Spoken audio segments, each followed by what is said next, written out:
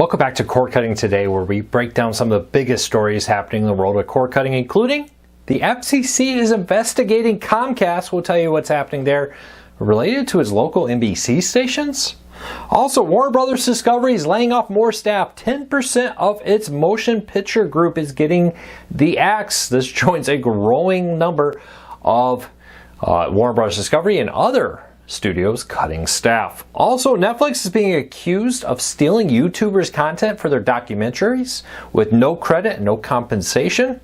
We'll tell you what's happening here and a whole lot more happening in the world of cord cutting, including today. If you want to read any of these stories for yourself, come up with your own opinion. You can find all of them in the show notes down below and in the first pinned comment. I'll put a link to them down there so you can read them for yourself and let me know what you think. I'd love to hear from you.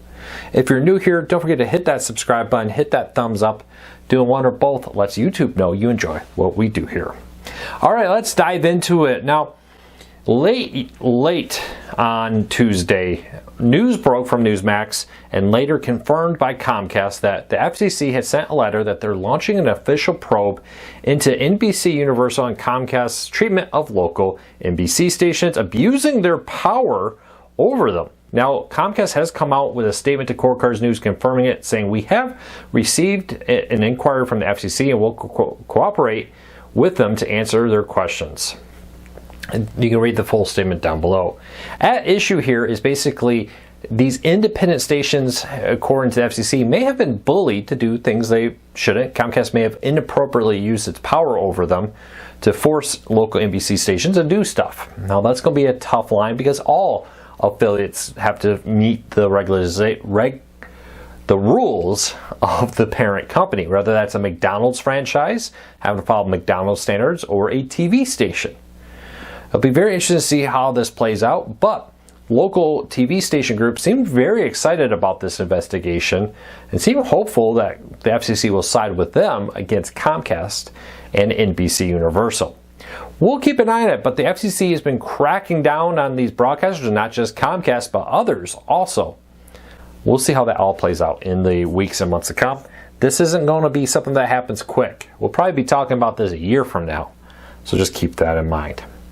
All right, next up, Warner Brothers Discovery is laying off more staff. A report from I think it was Deadline, announced that 10% of Warner Brothers Discovery's motion picture group, the group that makes movies and more, is getting the axe. It doesn't surprise me as they get ready for some splits and some changes and cost cutting. Warner Brothers Discovery is cutting more staff this time in their motion picture. They've laid off staff pretty much across the board in multiple rounds of layoffs recently, and now motion picture groups are saying the cut. Disney, Paramount, others have all also recently had mass layoffs to one degree or another. And I think this is just the tip of the iceberg. A few things. For a while in the world of cord cutting, the answer was to produce more content.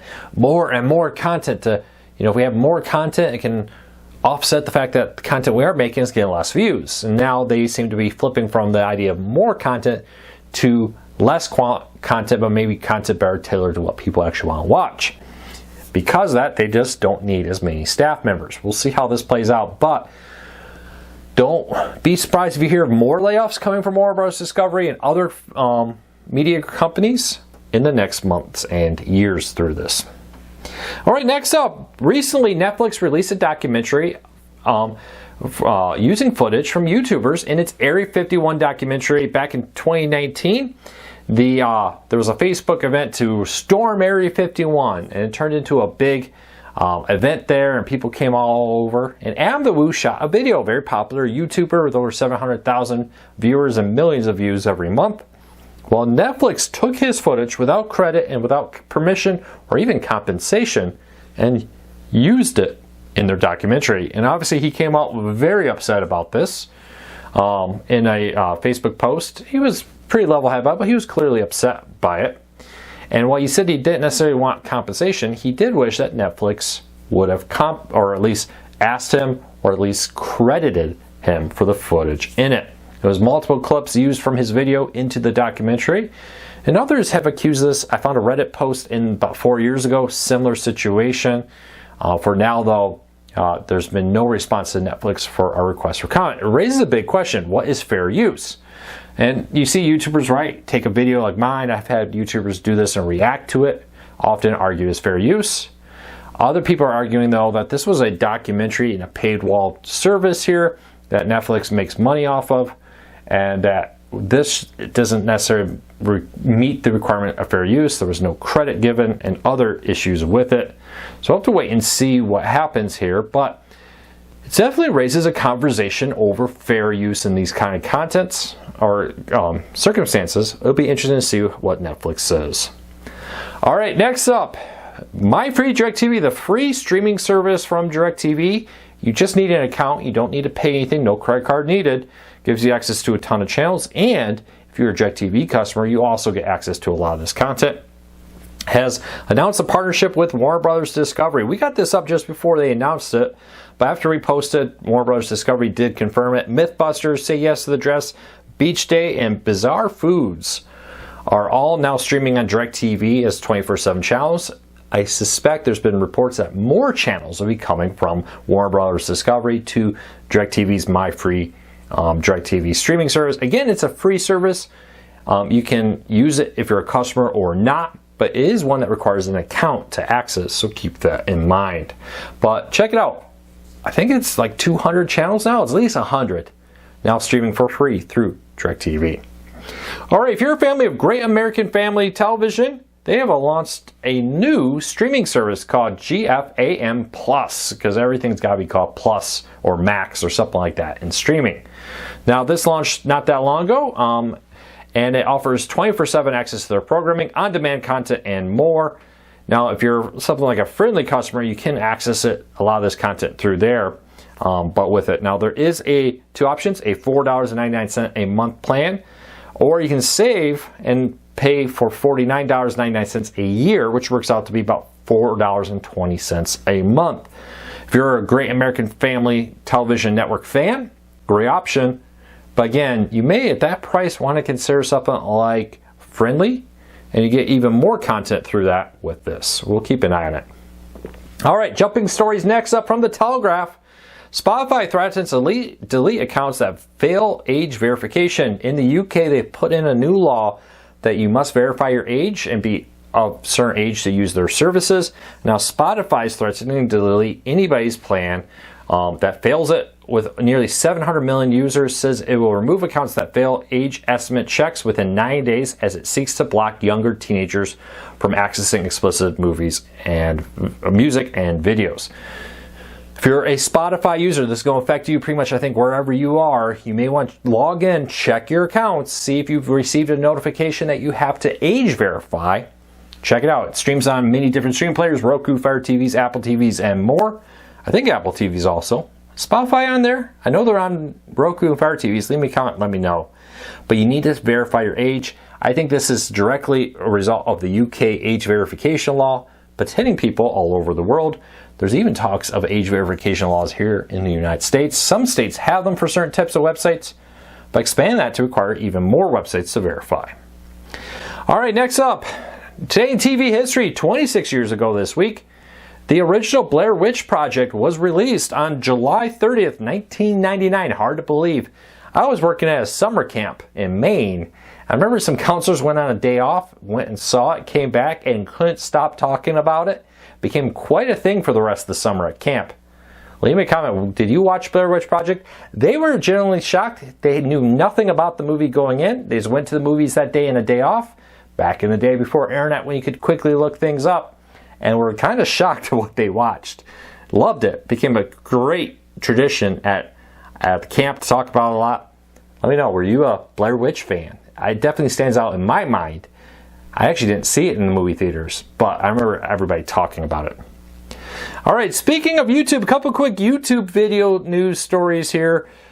In Australia, there's a proposal to ban YouTube for under 16 and latest push for online safety for youth. I'd love to know your thoughts on this. There's a push to crack down on underage viewers using YouTube. Now, of course, they have YouTube Kids, and my kids have used that to access select content. Actually, my daughter has. My son has not yet. He's just barely turned 4. And with this, increasingly, there's a crackdown, though. And Australia is proposing a law that would ban them from social media apps, including TikTok, Instagram, Facebook, X, Snapchat, and YouTube from December 10 this year in a bid to protect online child safety. Let me know, what do you think of these laws? Should federal governments here in the United States or around the world crack down on underage use of social media? Should it be allowed? Should it not be allowed? That's my question of the day. You leave me a comment. Let me know. I'd love to hear from you. I do understand the push. I understand people's push to say, hey, this should be a parental issue. Too many people are saying, though, that parents may ban it, but they may not understand how to prevent them. And there needs to be laws to make sure that there's a lot of checks and balances there. I've told you, I've run into some of these checks when my daughter used my VR headset. I didn't think about the fact that she was gaming on my account. And we got a warning that we needed to go create an account because it was reported that she was underage using an adult account.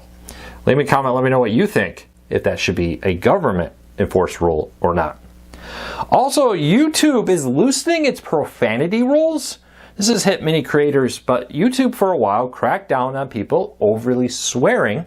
I know I don't here on the YouTube channel, but if I did, many people saw their accounts either limited monetization or demonetized because of excessive language. And now, this kind of really pushed over the last few years. Now, YouTube has announced that they're going to loosen, not eliminate it, the rules for profanity with videos. One of the big ones, most famously, is the Angry Video Game Nerd. If you ever watched his videos, great content. One of the original big YouTube channels, still producing content to this day, reviewing classic video game content in a very angry, over-the-top, funny way. Really well done videos. He swore a lot in them. And in recent years, he's dramatically cut that down, changed his theme song, retitled some of his stuff to BS instead of the full words with that. And there looks like YouTube is now going to loosen those rules, allow you to get access to that content. Leave me a comment, let me know with that, what you think of it. But YouTube could be getting some more colorful language coming soon. All right, hey, huge thank you. We've been mixing in some different stories at the end, things that I find of interest. Leave me a comment, let me know what you think of some of these other stories being slipped in here. I'd love to hear from you.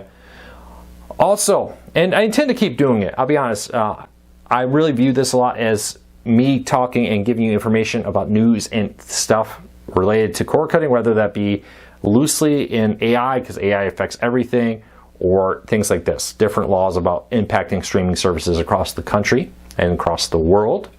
You definitely expect to see more and more of that content here. But I want to hear, what kind of content do you enjoy hearing and watching? It will help us, bring content that you enjoy the most. Also, don't forget, you can get all these stories in your email every morning in our free cord cutting newsletter. Check out our link in our show notes. Sign up for our free daily newsletter every morning. These stories and more that don't even make it into the videos. We post so much over at cordcuttersnews.com that never even makes it to these videos. You can sign up for free there. Well, that's it for today. I hope you have a fantastic day. I'll be back again real soon with another video. Until then, take care, be safe. I'll talk to you all again real soon.